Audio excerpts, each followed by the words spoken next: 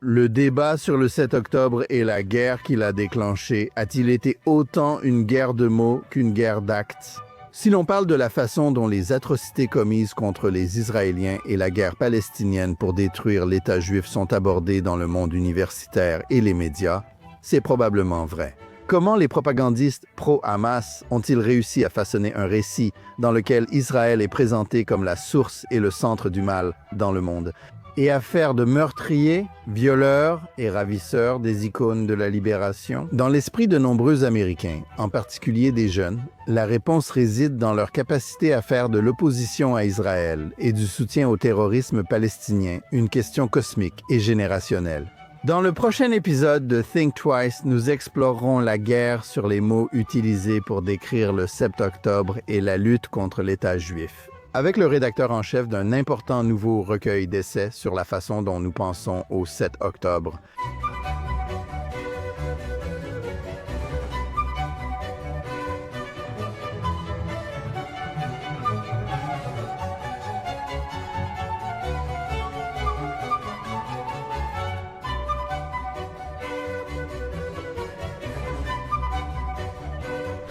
Bonjour et bienvenue dans Think Twice. Aujourd'hui, nous vous proposons une discussion essentielle avec le rédacteur en chef d'un nouveau recueil d'essais sur le 7 octobre et la façon dont le monde le perçoit. Mais avant de commencer l'émission d'aujourd'hui, je veux vous rappeler, comme toujours, que, en plus de Think Twice, je participe au podcast quotidien de Jonathan Tobin pour partager davantage d'actualités et d'analyses sur les questions majeures actuelles. Retrouvez l'émission Jonathan Tobin Daily sur la chaîne GNS ou que vous écoutiez vos podcasts. Passons à l'émission d'aujourd'hui. Que savons-nous du monde et de sa perception du conflit au Moyen-Orient, des Juifs et des Arabes palestiniens depuis le 7 octobre 2023? Les efforts des militants pro-Hamas pour convaincre le monde que la décision palestinienne d'employer une violence extrême, non seulement comme tactique, mais aussi comme stratégie pour attiser l'antisémitisme, était quelque chose que des personnes décentes et progressistes devraient soutenir, ont rencontré un immense succès à travers le monde, mais surtout sur les campus universitaires et dans les médias. La cause de la destruction du seul État juif sur la planète, chose qui ne pourrait être accomplie que par un génocide juif, est devenue non seulement à la mode, mais aussi quelque chose que des personnes se considérant comme bonnes se sentaient obligées de soutenir. Des Palestiniens qui avaient commis le plus grand massacre de Juifs depuis la Shoah, dans une série de meurtres, viols, tortures, enlèvements et destructions, ils ont été décrits comme victimes et non comme criminels, tandis que leurs victimes juives étaient présentées comme méritant leur sort. Les foules pro-Hamas niaient également que ces crimes aient même eu lieu, malgré les preuves abondantes fournies par les auteurs eux-mêmes. Comment ce renversement de la vérité a-t-il réussi et quelles en sont les conséquences?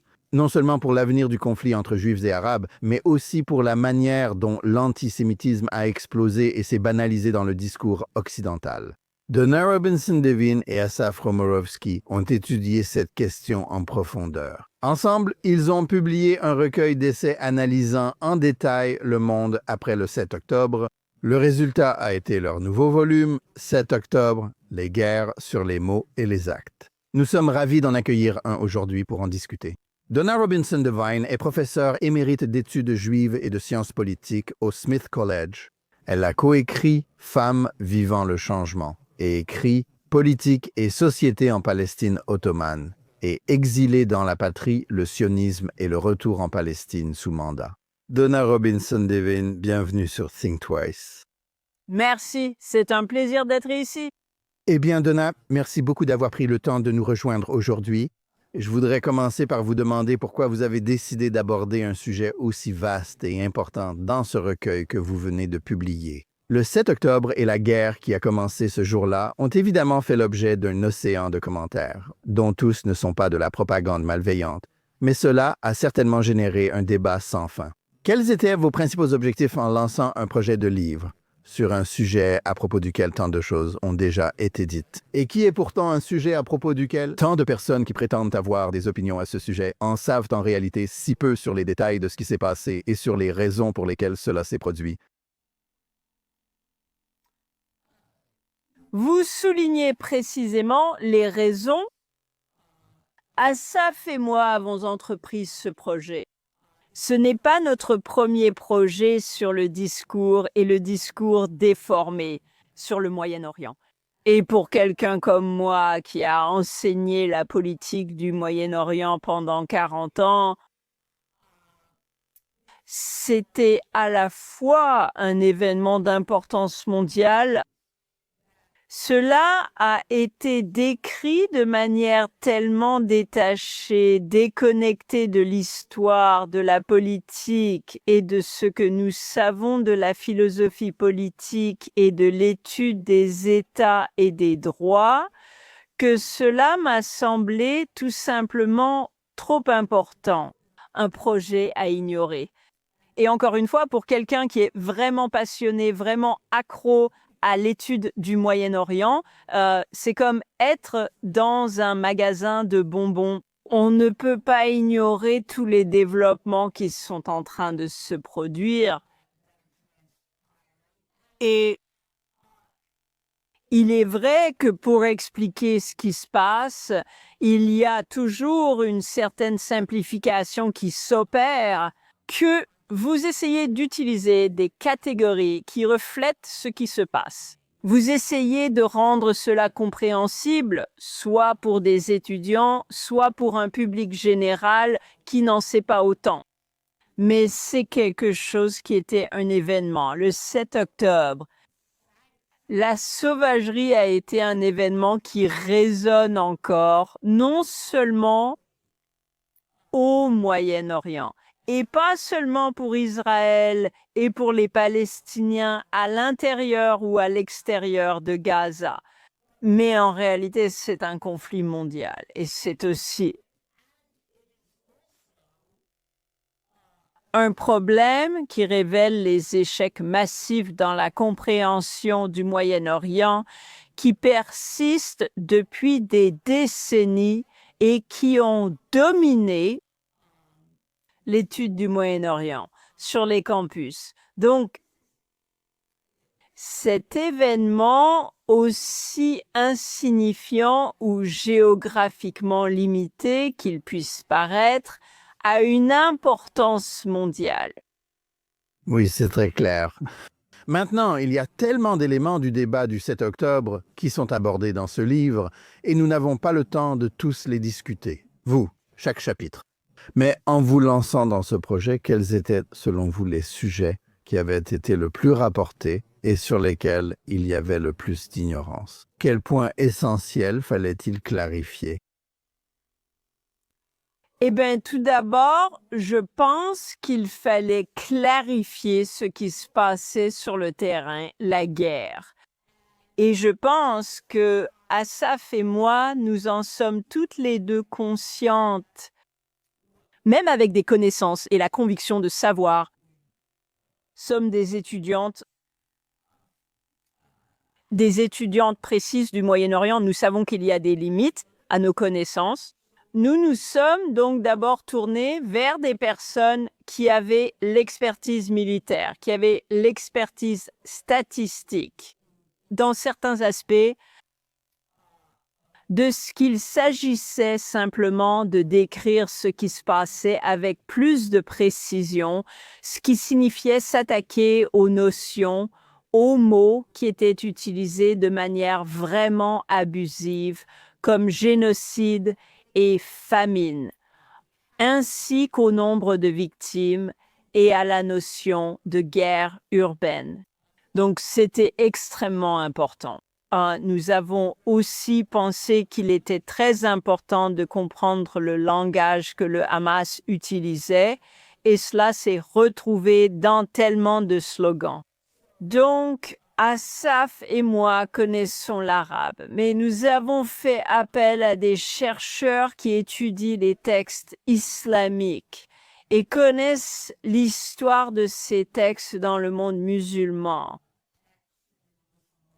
Et donc, nous voulions aussi en parler. Nous ne sommes pas avocates. Nous avons contacté des personnes qui connaissent le droit international pour montrer que l'architecture qui a été créée autour des droits humains et autour du cadre de la résolution des conflits internationaux a été corrompue au fil des années, à bien des égards, et la corruption n'est nulle part plus grande que dans son attention portée aux actions et à la défense d'Israël. Et bien sûr, Asaf et moi sommes toutes les deux très impliqués dans l'observation de ce qui se passe sur le campus. Et je pense que un des chapitres inhabituels de l'étude est le degré auquel certaines organisations étudiantes pro-Hamas, pro-palestiniennes, sur le campus. Comment elles sont financées, à quel point elles sont bien financées et à quel point elles accèdent facilement ou profondément aux financements étatiques, locaux et fédéraux. Donc, il s'agit d'un ensemble d'opérations très bien financées et c'est mondial, pas seulement américain. Nous nous sommes beaucoup concentrés sur l'Amérique, puis nous avons examiné le système politique israélien. Et je ne pense pas qu'une lectrice de ce volume va trouver des différences dans les chapitres, des points de vue différents, des interprétations différentes, et c'est très bien ainsi. Ce n'est pas comme si, en tant qu'académicienne, nous pensions qu'il n'y a qu'une seule façon de tout comprendre. Et ce que nous avons essayé de faire, c'était d'établir le début d'un dossier basé sur 1 an et demi de sources avec lesquelles nous pouvions travailler, sachant qu'il y aura d'autres sources et d'autres révélations qui pourraient modifier notre point de vue sur ceci ou cela. Par-dessus tout, nous croyons fermement. Nous sommes fortement engagés dans l'étude du Moyen-Orient sur le campus, par des universitaires honnêtes et traditionnels, qui regardent ce qui se passe en ce qui concerne les faits et l'histoire, et les choses qui peuvent être prouvées, pas simplement une histoire qui sonne bien et que vous voulez entendre. Et pour prouver que c'est possible de faire cela avec des étudiants de premier cycle, nous avons un chapitre écrit par une étudiante de premier cycle à qui on a donné pour mission d'écrire sur les violences sexuelles lors des attaques du 7 octobre. Son chapitre n'a même pas été édité au minimum parce que nous voulions montrer que cela vient vraiment d'elle, je pense. À l'époque, elle était en 2e ou 3e année à l'université et elle étudiait les études féminines, pas quelqu'un dont la spécialisation, on pourrait penser, serait de produire quelque chose de complet. Mais quand on a des professeurs qui abordent ces événements avec une certaine intégrité et en prêtant attention à ce qui peut être dit de manière raisonnable, logique, on peut parvenir à une compréhension. Je voudrais aborder quelques-uns de ces sujets, en particulier le chapitre écrit par l'étudiant sur la violence sexuelle. Mais laissez-moi m'arrêter un instant et vous demander, vous vous décrivez comme quelqu'un qui a enseigné pendant 4 décennies, qui a enseigné ces sujets, et ce qui s'est passé au cours des 2 dernières années, c'était un peu ça. Vous savez, à quel point avez-vous été choqué? Comment avez-vous réussi à comprendre la situation? Vous savez, ce genre de mouvement pro-Hamas, ce n'est pas exagéré de le décrire ainsi, à bien des égards. A en quelque sorte saisi, vous savez, l'esprit du temps de jeunes Américains, des gens sur les campus. Je ne suis pas sûr qu'aucun mouvement, même Black Lives Matter, à l'été 2020, ait agi de cette façon.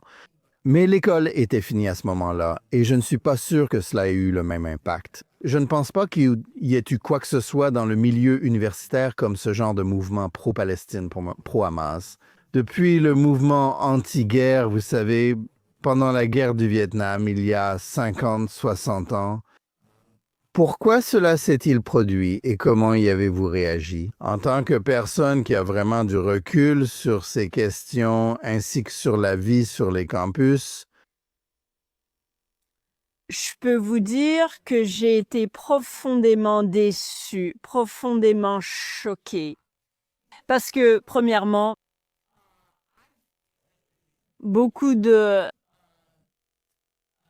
les manifestants et les professeurs qui ont commencé à célébrer le 7 octobre comme un acte de libération et parfois citer les réflexions de Frantz Fanon sur les damnés de la terre et son chapitre sur les réflexions concernant la violence. J'ai enseigné ce livre. C'est agréable d'enseigner le premier chapitre, mais on pourrait penser que vous voudriez enseigner les chapitres 2, 3 et 4, lesquels donnent une vision très réaliste de ce que serait la libération post-coloniale. J'ai été choquée par l'ampleur à laquelle les présidents d'université, dont certains que je considérais autrefois comme des amis proches, ont prononcé des discours sur le respect des sentiments forts de l'un ou l'autre camp, mais je n'ai jamais trouvé un seul président d'université ou d'une grande école qui dise « allez étudier, allez apprendre ». Il y avait un sentiment selon lequel les émotions remplaçaient la réflexion sur les campus universitaires. Et c'est quelque chose que depuis mes années de licence, j'ai appris à ne pas valoriser. J'ai enseigné au Smith College, comme vous le savez, et je n'ai jamais compté les juifs, les non-juifs ou quoi que ce soit dans ma classe. Mais j'ai enseigné à bien plus de musulmans du Pakistan et des princesses saoudiennes qui sont venues à Smith. J'ai enseigné à bien plus d'Arabes et de musulmans qu'à de Juifs à Smith pendant mes 40 ans. Et nous avons étudié, nous avons examiné des textes. Et je dirais que dans le cadre des différents cours que j'ai développés sur le conflit du Moyen-Orient ou le conflit israélo-arabe, cependant palestinien, je dirais que mon rôle est de vous apprendre à réfléchir au Moyen-Orient, pas à vous dire quoi penser. Vous avez le droit à votre propre opinion politique. Mais la façon dont nous discutons de ces questions en classe, la manière dont vous devez écrire à ce sujet, ces questions doivent se conformer à un certain ensemble de normes. Et vous savez, mes cours étaient pleins. Vous n'obtenez ni titularisation ni promotion. Du moins à l'époque où j'étais universitaire, on n'obtenait pas la titularisation sans avoir de grandes classes et sans recevoir des retours positifs sur son enseignement. Et vous savez, il faut publier. Permettez-moi de dire un mot sur les émeutes des années 60. Parce que j'étais étudiante à Columbia, il se trouve que je faisais des recherches en Israël en 67. 68, quand le campus a explosé. Mais j'ai étudié le turc avec la colocataire de Mark Rudd, si vous savez, si vous vous souvenez de ce nom. oh oui, Mark Rudd, bien sûr. Je suis allé à Columbia peu après, mais son nom restait connu. Il était le leader des étudiants pour une société démocratique, le chef du mouvement qui a fait exploser Columbia au printemps 68. C'est ça. Mais au minimum, ce mouvement, peu importe, malgré le ridicule, il est devenu. Ce mouvement avait un objectif réalisable. soulever des questions sur le Vietnam, sur le fait que c'était la bonne guerre à mener ou non, ou encore sur la question de savoir si les étudiants universitaires devaient être enrôlés. La deuxième chose qu'ils avaient, c'était des dates. Les garçons en voulaient. C'était en quelque sorte le début de la liberté, non seulement la liberté d'expression, mais aussi l'amour libre. Donc il y avait en quelque sorte des objectifs concrets. L'idée de mondialiser l'intifada et une idée générale de redistribution des richesses à l'échelle mondiale, tous ces objectifs étaient irréalisables. Oui, donc en gros, vous dites que comparer le mouvement Hamas au mouvement anti-guerre est une insulte au mouvement anti-guerre, je suppose, d'une certaine manière. Oui. Vous savez, le mouvement anti-guerre avait aussi ses problèmes, mais au moins on avait une meilleure idée de ce qu'il voulait. N'est-ce pas? Concentrons-nous sur l'un des sujets évoqués dans un chapitre de votre livre. Pourquoi et comment le Hamas a-t-il été effacé du récit des droits de l'homme sur le 7 octobre et la guerre? Cela semble vraiment un peu fou en quelque sorte. Je veux dire, le Hamas a commencé la guerre, il l'a menée, c'est la raison pour laquelle elle a duré aussi longtemps. Pourquoi le Hamas a-t-il été effacé de l'histoire? C'est juste devenu un focus sur toutes les mauvaises choses qu'on reprochait à Israël? Eh bien, je pense qu'il y a plusieurs raisons et ça a explosé après le 7 octobre, mais ça germait déjà avant sur les campus universitaires avec un changement de vocabulaire en grande partie, mais pas entièrement, issu du travail d'Edward Said et de l'orientalisme.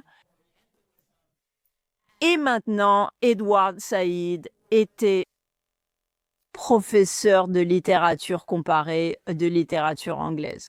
Une autre personne à Columbia, je pourrais ajouter, Oui, une autre. Même s'il avait voulu être à Harvard, d'après ce que j'ai compris, mais il a peut-être été déçu. Quoi qu'il en soit, ce qu'il a tiré de la littérature, je veux dire, les gens, les critiques littéraires, font cela de nombreuses façons différentes. Ils n'ont pas besoin d'une anecdote, disons, ou ils n'ont pas besoin que quelque chose qui se passe dans un roman ait une quelconque véracité ou preuve historique. Et cela peut mener à beaucoup d'idées créatives. On peut faire germer des idées. Et donc, Edward Said a commencé à réfléchir. En quelque sorte, il a lancé l'idée que le colonialisme était vraiment un mouvement qui était un produit de la croyance occidentale en sa propre supériorité. Ainsi, ce qu'il a fait en élargissant l'étendue de ses dominions politiques, c'est d'abaisser la compréhension, de dégrader la compréhension des peuples qu'il a soumis. Maintenant, je ne veux pas entrer dans le débat à propos de la crédibilité de l'argument de Saïd, mais le fait est que ce qui a pu fonctionner comme un joli texte littéraire ne fonctionne pas en réalité lorsqu'on en vient à l'histoire. Donc Israël est devenu une partie du colonialisme. Et si le colonialisme était mauvais, Israël, en tant que produit, en tant que résultat, devait être aussi mauvais que la force d'origine. Mais en fait, lorsque vous regardez la Première Guerre mondiale qui a démantelé l'Empire ottoman, qui contrôlait ce qui est ensuite devenu la Palestine mandataire et Israël, et cette partie du monde. Ce n'était pas seulement les sionistes qui étaient d'une certaine manière liés à la domination britannique, sur la Palestine, où ils l'étaient. Les Britanniques justifiaient leur domination en soutenant l'idée d'un foyer national, la soi-disant déclaration Balfour, mais ce n'était pas le cas. Cela ne décrit pas ou cela ne met pas fin à la relation entre les Britanniques et les autres régimes arabes qui ont évolué après la Première Guerre mondiale. Les Britanniques ont créé la Transjordanie, les Britanniques ont créé l'Irak ou ont délimité l'Irak. Les Britanniques ont accepté de permettre aux Français de gouverner la Syrie et le Liban. Donc tout le Moyen-Orient, disons, était un sous-produit de la période post-ottomane au Moyen-Orient.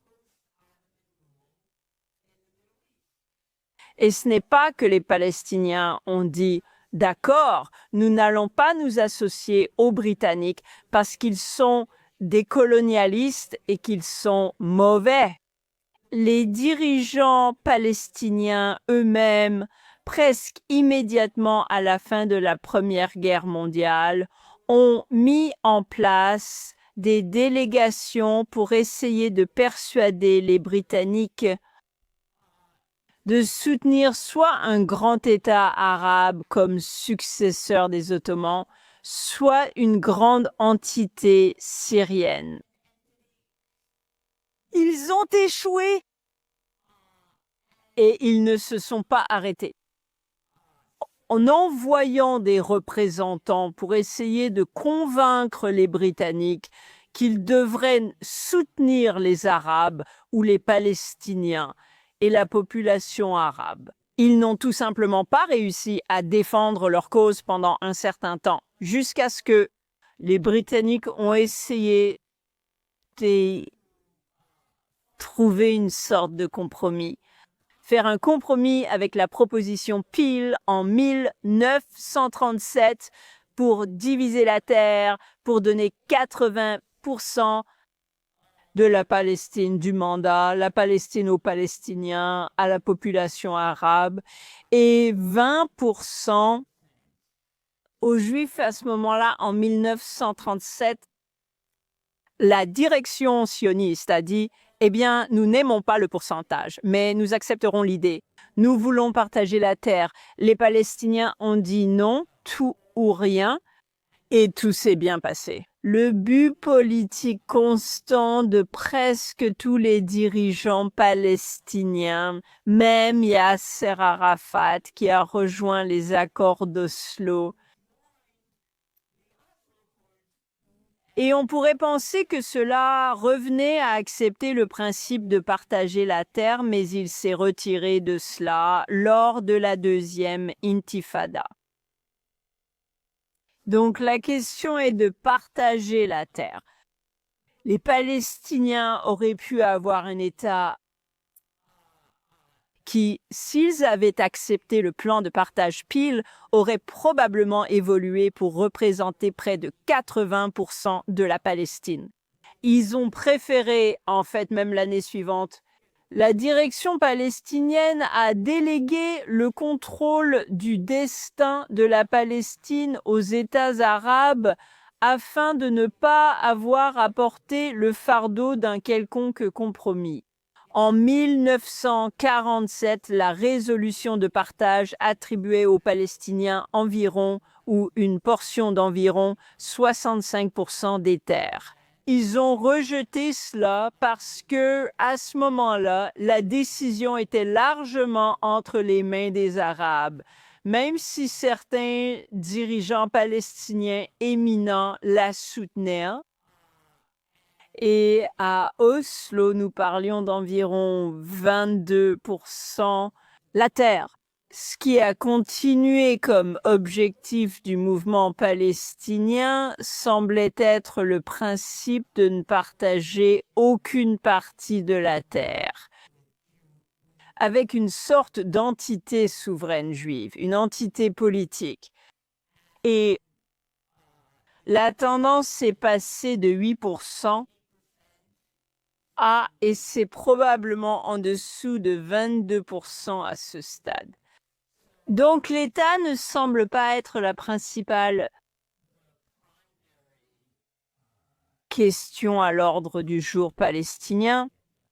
Au lieu de cela, les Palestiniens ont fait et très habilement se sont enveloppés dans beaucoup des institutions qui ont évolué depuis la fin de la Seconde Guerre mondiale, qui sont censées gérer les conflits internationaux. Elles ont été intégrées à l'UNRWA, l'Agence pour les réfugiés palestiniens. Ainsi, ironiquement, le but principal de l'Organisation des Nations Unies, l'organisation chargée de s'occuper des réfugiés palestiniens, n'était pas de résoudre leurs problèmes et d'y mettre fin en tant que réfugiés, mais plutôt de le perpétuer et de l'amplifier. Et cela représente une ressource financière importante pour les Nations Unies. Ils ont pu étendre leur présence organisationnelle au sein des Nations Unies grâce à un comité spécial sur la Palestine, grâce à la possibilité de nommer des sympathisants à l'Organisation des Nations Unies, ainsi qu'à diverses agences des Nations Unies.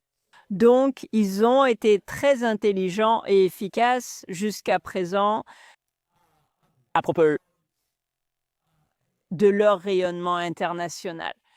Et leur rayonnement international a apporté des millions, voire des milliards aux dirigeants du mouvement palestinien et au moins un niveau de vie minimal aux Palestiniens ordinaires. Maintenant, cela comporte de grands risques, car de temps en temps, des guerres éclatent, la violence éclate. C'est censé soutenir la résistance. Oui, donc en gros, mais cette résistance et sa forme au sein du Hamas ont en fait été exclues de la façon dont les gens parlaient des droits de l'homme dans ce conflit. Et en gros, je suppose que ce que tu dis, c'est que parce que les Palestiniens ont en quelque sorte choisi cette voie, tu sais, le point principal reste que sont la partie lésée et qu'ils ont raison. Et les Israéliens ont tort, quoi qu'ils fassent, peu importe ce que fait le Hamas ou ce que font les Palestiniens. Tu vois? Donc, ça rentre dans cette structure où, tu sais, on est les gentils, on est les opprimés. Tu sais, les Israéliens sont les oppresseurs blancs. Et c'est comme ça que tout le monde voit les choses, ou du moins tous ceux qui écoutent ce genre de récit. Certains universitaires qui ont écrit plus récemment sur le génocide ont modifié la définition du génocide. Je veux dire, la plupart des gens considèrent le génocide comme une tentative d'éliminer ou d'exterminer un peuple entier, comme le génocide qui a eu lieu pendant l'Holocauste. Le mot a été inventé dans la foulée de l'Holocauste par Raphaël Lemkin, une sorte de sioniste polonais, pour décrire ce qui s'était passé, ce qui avait été tenté pendant l'Holocauste. N'est-ce pas? Mais maintenant, quelqu'un comme Dirk Moses, qui occupe une chaire de professeur à la City University of New York et qui a été rédacteur en chef du Journal of Genocide et qui a fait ses premiers travaux, il est australien, il a fait un excellent travail sur l'Australie et les populations autochtones ont changé la définition de génocide pour inclure le fait de priver un peuple de son autonomie. Et donc, les Palestiniens sont considérés comme un peuple sans autonomie. Et la raison pour laquelle ils sont considérés comme un peuple sans autonomie, c'est à cause d'Israël. En fait, s'ils sont privés d'autonomie, c'est à cause de leurs propres choix et de leurs propres dirigeants. Mais ça, c'est une autre histoire. Donc, l'idée que les organisations de défense des droits de l'homme doivent protéger les faibles, que c'est leur objectif ultime. Les Palestiniens se sont définis eux-mêmes comme les avatars de la faiblesse, et ils en sont fiers. Dans l'introduction de ce livre, rédigé par Assaf, il évoque l'usage de la violence extrême par le Hamas. Et il utilise exactement cette expression comme quelque chose. C'était volontaire, à la fois tactique et stratégique, pour obtenir du soutien à leur cause. Et je pense que cela influence beaucoup la discussion. C'est contre-intuitif, car dans un monde rationnel, on s'attendrait à ce que les atrocités provoquent du dégoût, pas de la sympathie pour leurs auteurs. Pourquoi l'inverse s'est-il produit dans une grande partie du discours? Je veux dire, dans cette guerre des mots autour du 7 octobre,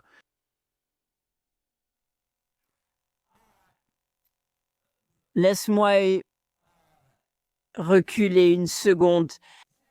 Si tu compares le 7 octobre avec certaines des brutalités de Daesh à Mossoul, là-bas, les Américains et les Alliés ont pu cerner ces atrocités, se concentrer sur ces atrocités et traquer Daesh pour essayer d'éliminer Daesh à Mossoul.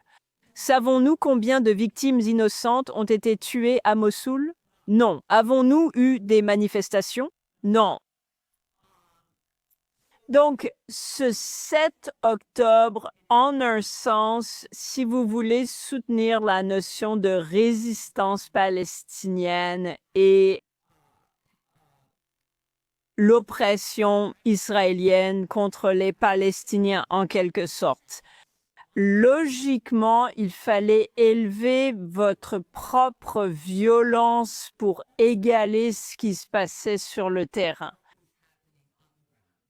Et il fallait soit nier que cela s'était produit, comme nous l'avons vu dans une récente décision de la Commission des droits des femmes de l'Organisation des Nations Unies, qui a nié tout viol et toute violence sexuelle, même si les auteurs du Hamas en étaient fiers et en ont filmé une partie.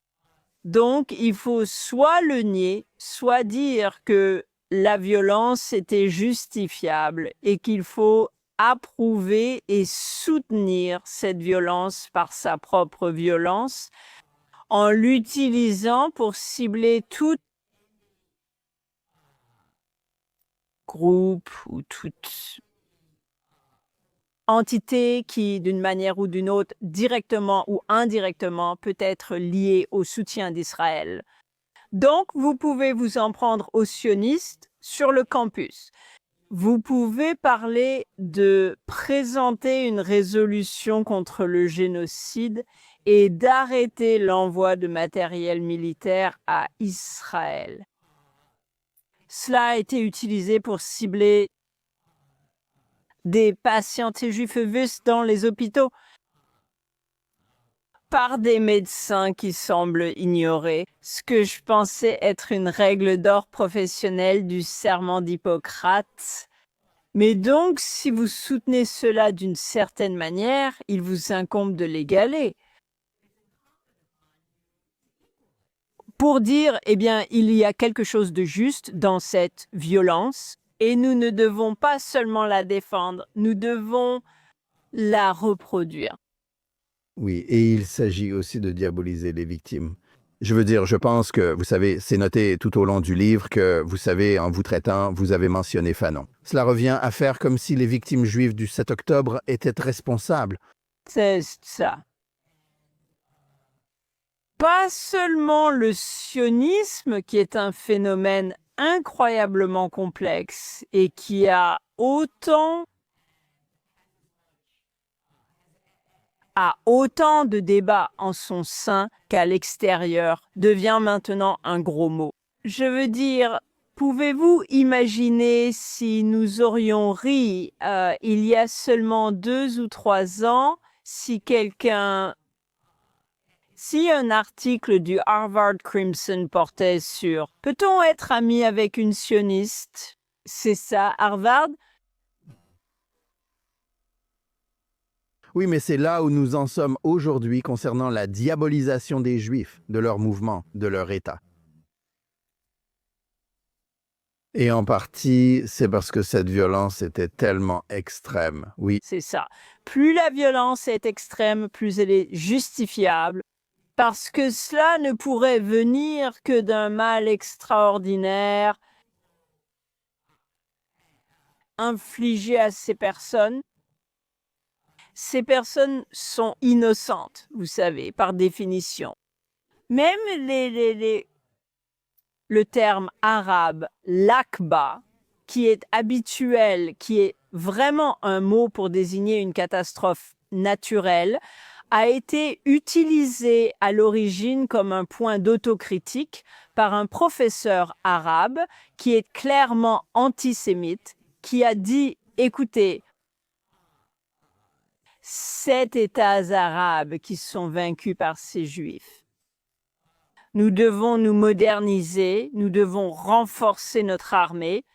Ce n'était pas un terme qui est maintenant utilisé par les Palestiniens comme une catastrophe intérieure, une privation, qui est arrivée aux Palestiniens et qui a changé la collectivité palestinienne caractéristique et l'a affaiblie en un groupe, sans la capacité d'agir par elle-même, sauf par la violence. oui, Donna, dans ta conclusion, tu abordes la manière. Le 7 octobre fut plus qu'une attaque terroriste. C'était une tentative d'effacer l'histoire et d'inverser les résultats de la guerre d'indépendance d'Israël. Mais les Palestiniens l'appellent la Nakba, la catastrophe, comme tu l'as dit. Pourquoi y a-t-il autant de sympathie dans le monde pour inverser ce chapitre historique en particulier, et pas pour les centaines ou milliers d'autres conflits mondiaux où il y a toujours eu des gagnants et des perdants? Pourquoi celui-ci suscite-t-il autant de sympathie? Ce souhait de remonter le temps contraste avec d'autres conflits où l'on dit simplement « c'est arrivé, on n'y peut rien ». Par exemple, les Allemands ont été expulsés de Prusse orientale après la Seconde Guerre mondiale. C'est simplement, eh bien, pas de chance. Vous avez perdu la guerre. Personne ne dit ça à propos des Palestiniens. Je me demande si ce n'est pas vraiment à cause des Juifs. C'est une conclusion évidente. L'histoire juive, tu sais. Je vais à la synagogue tous les samedis, chaque Shabbat. Et ce qu'on appelle le grand Hallel, qui rappelle aux gens Sicon, le roi des Amoréens, et Og, le roi de Bashan. Et je me dis, qui se souviendrait de ces deux personnes, à part, vous savez, les textes juifs? Les Juifs existent depuis très longtemps. Toute personne qui souhaite appliquer le mot indigénéité à cette région peut trouver de nombreuses preuves dans l'histoire juive, l'archéologie juive, les vestiges juifs. Et quand on regarde les noms palestiniens, d'ailleurs, ils viennent de la période post-conquête omeyyade. Ils sont arabes, pas palestiniens, mais nous pouvons laisser cela de côté un instant. Donc les Juifs s'en sont bien sortis. Après la tentative horrible d'éliminer la communauté juive européenne, il y a eu de la résilience parmi les survivants et les rescapés. Et en reconstruisant Israël, Israël n'est certainement pas parfait, comme vous pouvez le constater d'après mes opinions dans ce chapitre. Mais cela a mis le pouvoir entre les mains du peuple. Sachant que les gens font des erreurs, mais ce sont eux qui acceptent la responsabilité de ces erreurs. Ils sont censés apprendre de ces erreurs et bien sûr, nous essayons et ils sont censés reconstruire en mieux la prochaine fois. Et il est intéressant de noter que les Juifs représentent un très faible pourcentage de la population mondiale ou de toute nation sauf en Israël. Et pourtant, on nous considère comme extrêmement puissants au point que certaines personnes craignent le pouvoir juif. Alors, Je pense que si les Palestiniens s'étaient battus contre les Turcs, il n'y aurait pas eu cette énorme sympathie ou cet intérêt. Oui, je pense que c'est clair. Maintenant, une partie de cela vient du fait, comme tu l'as écrit, Donna, que l'identité palestinienne est devenue un symbole d'impuissance et une métaphore de la rédemption juste par la violence. Je ne peux pas m'empêcher de penser qu'en dehors du contexte des théories de gauche à la mode sur le monde, comme la théorie critique de la race, l'intersectionnalité, le colonialisme de peuplement, personne n'écouterait ce genre de pensée vraiment délirante. Mais pourtant, à cause du succès des progressistes à banaliser ces idées, ce que, faute d'un meilleur terme, toi, nous pourrions appeler, le palestinianisme est devenu omniprésent, même si la plupart de ceux qui le défendent, en particulier beaucoup d'étudiants sur les campus universitaires, en savent très peu sur le sujet. Tu sais, comment l'as-tu su? Cela fait vraiment partie du contexte dans lequel nous pensons le monde et d'autres questions, n'est-ce pas? N'est-ce pas? Et ils savent que moi, je devrais ajouter que je connais très peu de choses sur les complexités de la justice sociale. Il y a cette idée que l'État lui-même est problématique. Et si nous effaçons les frontières et redistribuons la richesse dans le monde entier, nous aurons la justice sociale. Donc cela, vous savez, en quelque sorte,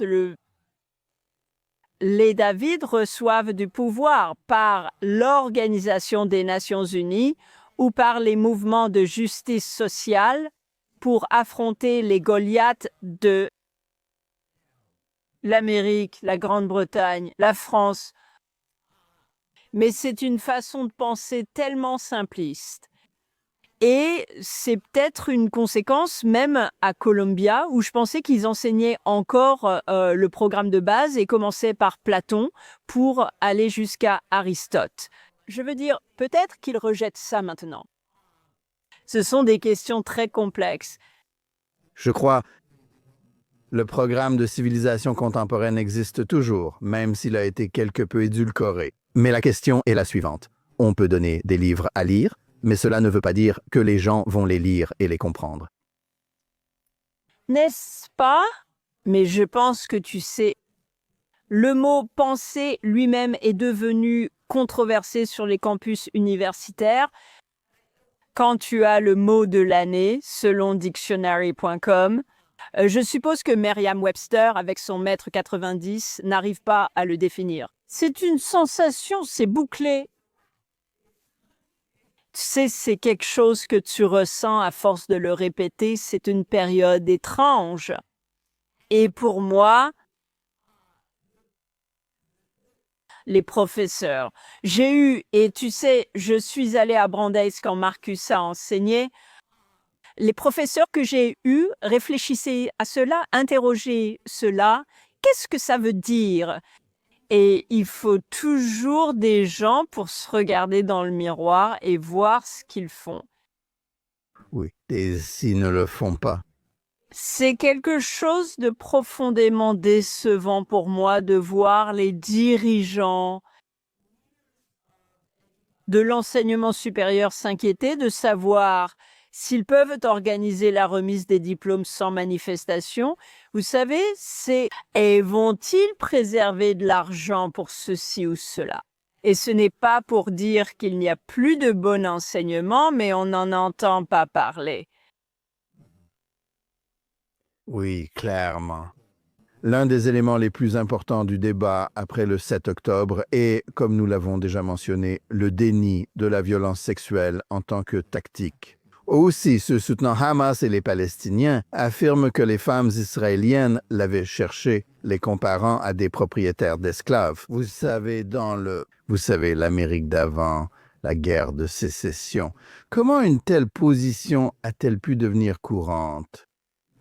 Après tous les changements dans notre société ces 50 dernières années, après MeToo et la transformation du débat sur les violences sexuelles dans tous les autres contextes, sauf lorsqu'il s'agit d'attaques contre les Juifs.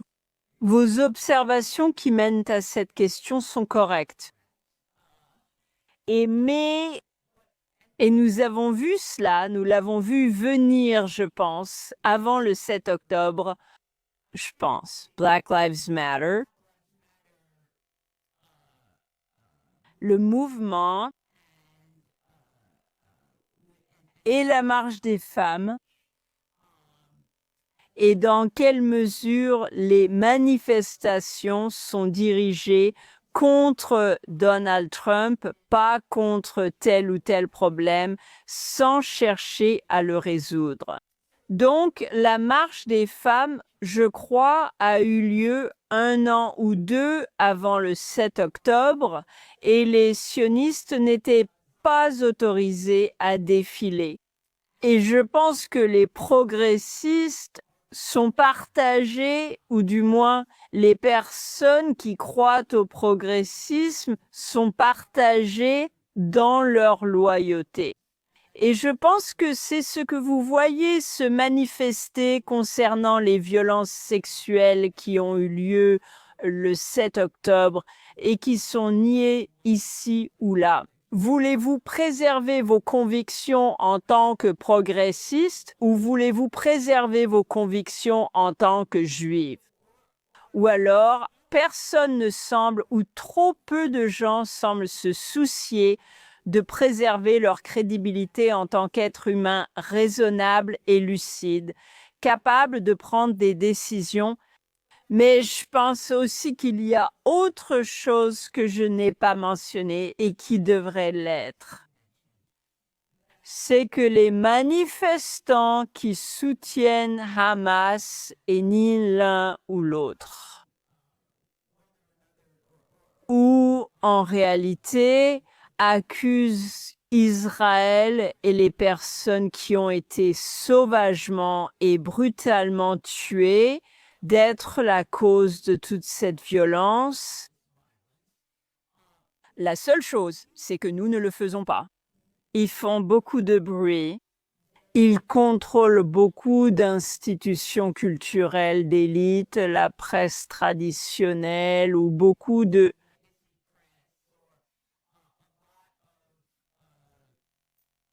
médias. Nous savons qu'ils ont des voix puissantes. Nous ne savons pas à quel point ces opinions sont profondément ancrées chez la plupart des gens. Je dois croire que la plupart des gens sont plus rationnels. Eh bien, je l'espère. Mais nous savons aussi que l'antisémitisme est en augmentation. Il a explosé depuis le 7 octobre. Et cela fait en quelque sorte partie de ma prochaine question, qui était un autre élément clé, et c'est abordé dans le livre La compréhension. La façon dont ce débat s'est déroulé, c'est cette étrange alliance rouge-verte entre marxistes et islamistes en Europe, ainsi que sur les campus. Comment ces deux groupes, dont les opinions sur de nombreux sujets, voire la plupart, sont antithétiques, parviennent-ils à collaborer aussi efficacement? Est-ce l'attrait de l'intersectionnalité ou simplement l'attrait commun de l'antisémitisme, qui simplement ne meurt jamais, continue toujours? C'est un virus qui se transforme sans cesse, en fonction des circonstances. Et comme nous l'avons vu, comme nous le voyons actuellement aux États-Unis, c'est omniprésent à gauche et c'est aussi très vivant à droite. Oui, et je pense qu'on voit effectivement une sorte d'alliance entre les écologistes et les islamistes parce que c'est politiquement utile. Cela élargit la base de chacun. Aucun des deux n'est obligé ni en position de pousser cela jusqu'à l'élaboration de véritables politiques où il faudrait faire des choix. C'est une force d'opposition qui les unit à ce stade. Certainement, je suis convaincue par certains des écrits concernant les campus universitaires.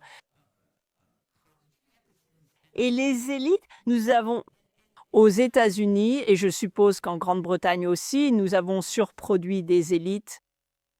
Et si vous pouvez éliminer les Juifs comme concurrence d'une manière ou d'une autre, cela aide les autres groupes à obtenir le Vous savez, à obtenir des avantages dans la recherche d'emploi et de poste. Je pense qu'il se passe quelque chose comme ça. Oui, c'est sinistre, mais cela fait partie de ce qui arrive. Alors, finalement, qu'avez-vous appris en travaillant sur ce projet que vous n'aviez pas pleinement compris ou réalisé avant de commencer? Ou même le 6 octobre 2023, qu'avez-vous compris que vous n'auriez peut-être jamais cru avant cela? Je suppose qu'il y a plusieurs choses et je n'ai toujours pas les réponses. Je suis encore sous le choc. Je veux dire, depuis le 7 octobre 2023, nous avons vu des tactiques et des manœuvres incroyablement brillantes de la part de l'armée israélienne. Et puis, quand on regarde les rapports, il n'y a pas eu d'enquête d'État, pas d'enquête approfondie, mais il y a eu des rapports militaires individuels sur ce qui s'est passé dans telle ou telle base autour de la bande de Gaza, ou certains des rapports provenant des différents kibbutzim qui ont été attaqués. Et la différence flagrante entre l'extraordinaire brillance de l'armée israélienne et simplement les échecs et la négligence. Je pense que c'est quelque chose qui doit être abordé. Il doit y avoir des enquêtes. Et c'est quelque chose que j'ai du mal à expliquer à ce jour. Et nous allons le découvrir, tu vois. L'un des éléments de la résolution de l'Organisation des Nations Unies qui a été adoptée par le Conseil de sécurité et le plan de l'administration Trump pour réhabiliter et gouverner Gaza à l'avenir est en train de s'effondrer. Démanteler les armes du Hamas et désarmer le Hamas. Maintenant, la plupart des gens, quand ils pensent à cela, pensent aux roquettes et aux lance-roquettes et missiles. Mais en réalité, c'est le système de tunnel. Et c'est ce système de tunnel qui n'a pas encore trouvé de moyen facile d'être démantelé. C'est rentable et c'est énorme. Car nous connaissons ce système de tunnels et comment tout cela a pu être construit sans Israël. Avoir une idée de l'étendue, cela reste quelque chose qui me choque. Oui, je pense que les historiens vont continuer à débattre de ces questions longtemps après notre disparition. Il y a beaucoup à dire. Vous savez, les contradictions sont énormes. C'est un peu vrai dans n'importe quel conflit que vous étudiez. Il y a toujours des choses incroyables et d'autres extraordinaires. Les humains peuvent faire preuve de grande stupidité, d'aveuglement, mais aussi d'héroïsme et de clairvoyance. Mais c'est notre condition. Eh bien, c'est tout le temps dont nous disposons pour cela. Donna, merci de nous avoir rejoints aujourd'hui et pour vos éclairages sur ce travail. Pouvez-vous nous dire comment nos téléspectateurs et auditeurs peuvent suivre votre travail et où ils peuvent se procurer ce nouveau livre? Le livre est disponible sur Amazon. J'ai tendance à écrire des blogs pour le Times of Israel. Eh bien, nous allons te pardonner pour ça. J'ai eu la chance d'être édité par Jonathan Tobin, donc... Oui, tu es aussi apparu dans JNS et nous t'accueillons à revenir quand tu veux. Merci pour cela. Merci à notre public. Lisez JNS sur jns.org et abonnez-vous à nos newsletters. Retrouvez-nous chaque jour pour l'édition quotidienne de Jonathan Tobin, disponible sur toutes les plateformes de podcast audio. Merci de nous suivre ou de vous abonner à JNS, que ce soit sur Facebook, X ou JNS Télévision. Cliquez sur la cloche pour recevoir les notifications et laissez-nous de bons avis. Écrivez-nous à Think Twice chez jns.org pour nous dire où vous suivez l'émission et votre avis. N'oubliez pas, lisez et réfléchissez par vous-même. On se retrouve la semaine prochaine.